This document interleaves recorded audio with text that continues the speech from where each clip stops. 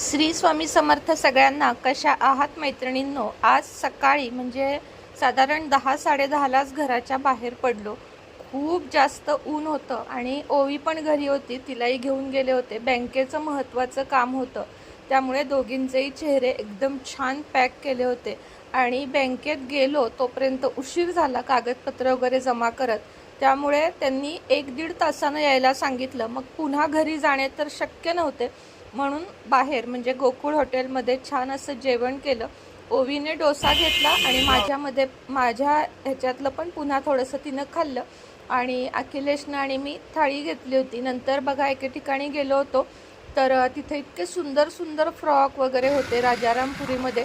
आता म्हटलं next time नक्की येऊ. आत्ता कामात होते, बँकेतलं काम झालं, त्यानंतर नर्सरीतून आज आपण छान असा बटन गुलाब आणला. उद्या दाखवेन तुम्हाला मी तो नक्की. आणि रंकाळा तुम्हाला म्हटलं जाता जाता दाखवावा. खूप सुंदर व्ह्यू असतो रंकाळ्याच्या इथे. जाऊन बसायला मात्र काही वेळ होईना झाला आहे, बघूया कधी होतं ते.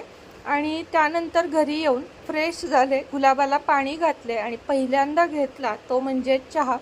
कारण दिवसभर आज खूप दमले होते, त्यामुळे चहा पाहिजे होता.